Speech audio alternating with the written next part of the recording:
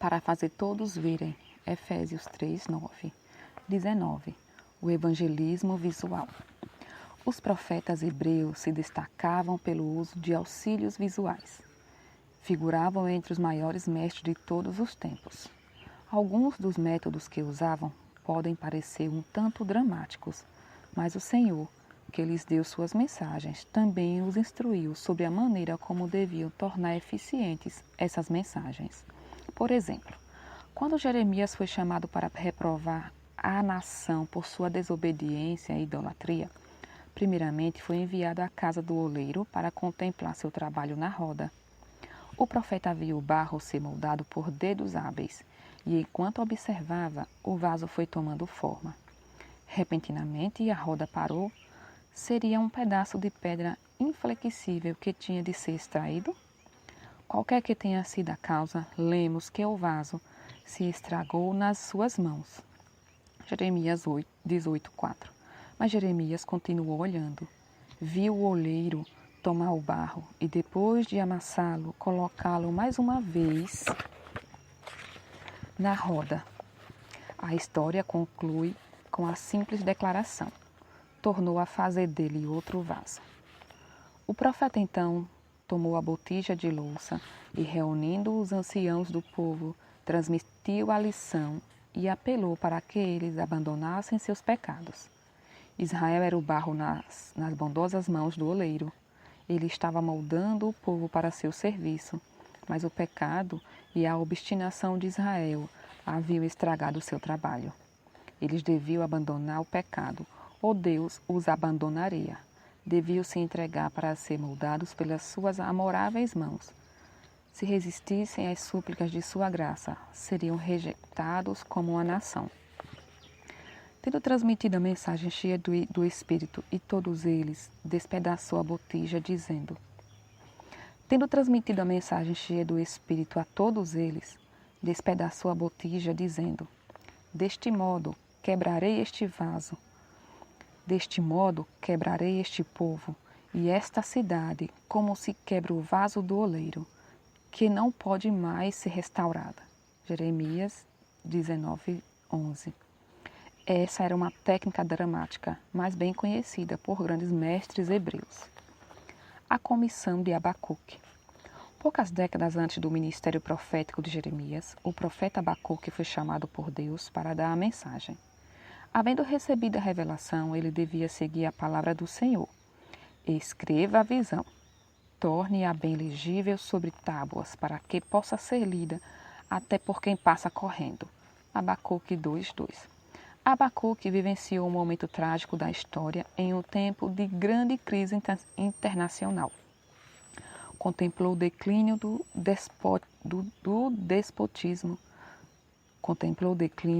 despotismo assírio e testemunhou o período de lutas entre o Egito e a Babilônia pela supremacia do mundo. Seu coração ficou dilacerado ao presenciar a deportação de muitos jovens para a guerra, para o exílio e para a escravidão. O que poderia significar tudo isso? Sua mente estava perplexa. Parecia quase incompreensível que Deus, justo e santo, pudesse permitir essa tragédia. Embora ele fosse um profeta, não podia entender o propósito daquilo. Tudo parecia confusão. O justo estava sendo destruído por uma nação pagã, ao passo que os conquistadores, em sua hora de aparente vitória, prestavam homenagem às armas de guerra, atribuindo sua vitória ao poder de deuses pagãos. Como isso poderia ser possível? Subindo a torre de vigia da oração, o confuso profeta aguardou a resposta dos céus à sua pergunta. E ela veio. Com base na resposta, Abacuque formou uma nova filosofia de vida e compreendeu o sentido do que estava ocorrendo. As coisas que aconteciam não eram resultado de um mero acaso. O Senhor estava operando sua própria vontade, mesmo entre a confusão das nações. Toda a terra ainda se encheria da glória de Deus. Essa era uma mensagem maravilhosa, a qual ele recebeu ordens para escrever e tornar bem legível sobre tábuas. Abacuque 2:2. Somente quando a visão for tornada clara é que as pessoas conseguirão tê-la, mesmo se estiverem correndo. Outras versões traduzem o texto da seguinte forma: para que a possa ler, o que correndo passa. Para que a possa ler, o que correndo passa. Abacuques 2:2. Ambos os pensamentos são importantes, especialmente ao aplicarmos a mensagem à nossa própria geração. Vivemos em uma época de pressa e afobação. As pessoas correm de uma parte para outra. A palavra de Deus deve ser tornada clara para que esta geração de correria possa compreender o significado da mensagem. A exposição de longas e complicadas pesquisas no púlpito jamais poderá atender às necessidades espirituais dessas pessoas. Nosso tempo é marcado por confusão e caos entre as nações. As pessoas necessitam de uma mensagem que lhes dê confiança. Milhões de seres humanos perderam o caminho. Eles almejam luz e muitos desejam ansiosamente conhecer o propósito de Deus. À semelhança dos profetas da antiguidade, hoje os mensageiros de Deus são chamados a levar o conhecimento de uma genuína filosofia e de um estilo de vida a uma geração desorientada. Nós também devemos tornar clara a visão, tão clara que as pessoas possam ler o seu significado, mesmo em meio à pressa e à correria deste século. Novos métodos. Deus está olhando para este mundo com muito interesse. Ele sabe da capacidade de servir os seres humanos. Considerando os seus obreiros, tanto homens como mulheres, através dos séculos, ele tem preparado o caminho para eles. Por meio de seus esforços, a verdade apelará a milhares de maneira irresistível. A verdade ficará tão evidente que mesmo aqueles que passar correndo poderá ler. Diferentes maneiras aparecerão para alcançar os corações. É encorajador o fato de que a verdade se tornará proeminente e de que meios serão descobertos para levar a mensagem aos bilhões e habitantes deste planeta. Estamos falando de uma geração contemplada e privilegiada pelas tecnologias. E o evangelismo faz uso desses meios para alcançar as pessoas onde elas estão. De fato, vivemos em um tempo extraordinário que exige métodos extraordinários. Nas cidades de hoje, onde existem tantas coisas destinadas a atrair e agradar, o povo não pode se interessar por esforços medíocres. Os pastores designados por Deus hão de achar necessário empenho e esforço. Os pastores designados por Deus hão de achar necessário empenho e esforços extraordinários para atrair a atenção das multidões. E quando conseguem reunir grande número de pessoas, têm de apresentar mensagens de caráter tão fora de ordem. E quando conseguirem reunir grande número de pessoas, têm de apresentar mensagens de caráter tão fora da ordem comum que o povo fique desperto e advertido. Tem de fazer uso de todos os meios que possam ser planejados para fazer com que a verdade sobressaia clara e distintamente. A importante mensagem para este tempo deve ser apresentada tão clara e decididamente que comova os ouvintes e os leve ao desejo de estudar as Escrituras.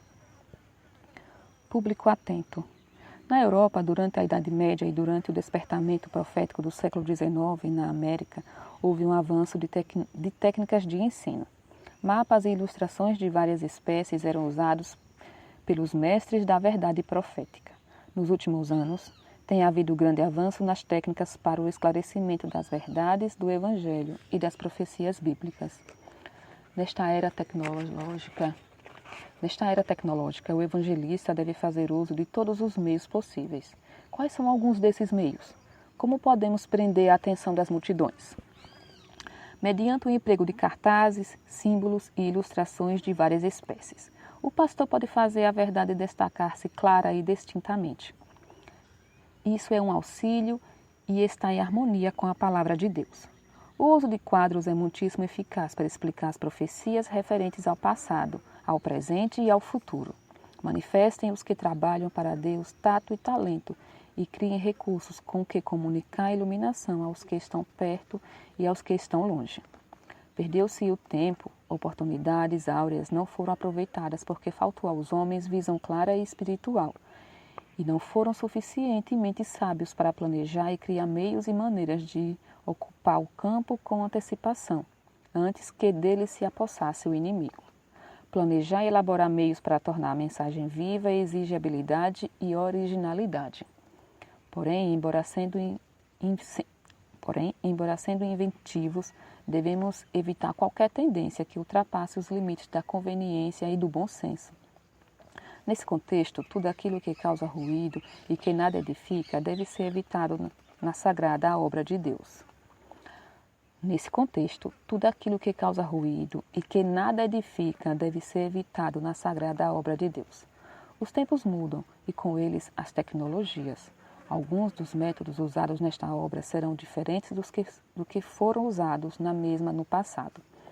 Mas não permitamos que alguém, por causa disso, ponha obstáculos no caminho mediante a crítica. A verdade deve se tornar proeminente. Deve-se encontrar meios para que a mensagem alcance o maior número possível de pessoas. Equipamentos tecnológicos modernos e, acima de tudo, o poder de Deus na proclamação da mensagem habilitarão o evangelista a alcançar não somente os incultos, mas também as camadas mais elevadas da sociedade. A verdade deve ser apresentada em diferentes modos.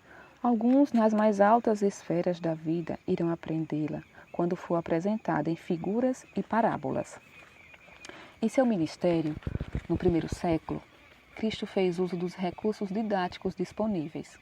Devemos procurar seguir mais estritamente o exemplo de Cristo. Seu ministério ativo consistia não somente em pregar sermões, mas em instruir o povo. Ao aumentarem as multidões que o seguiam, quando chegava a um local apropriado, falava-lhes simplificando seus discursos com o emprego de parábolas e símbolos. Os pássaros cantando. Nunca o mundo necessitou tanto de luz espiritual como hoje. Fazer uso dos meios e recursos para ilustrar a mensagem de Deus é uma sagrada responsabilidade. Certamente as trevas cobrem a terra e a escuridão envolve os povos. Isaías 60:2. Mas é exatamente nessa hora que todo o mundo deve ser iluminado pela mensagem gloriosa do Senhor. Os evangelistas modernos têm vantagens sobre os mensageiros de Deus dos tempos passados. Muitos são os seus privilégios, mas também muitas são as suas responsabilidades. Repetimos então o seguinte conselho. Manifestem os que trabalham para Deus tato e talento e criem recursos com que comunicar a iluminação aos que estão perto e aos que estão longe. O valor da originalidade.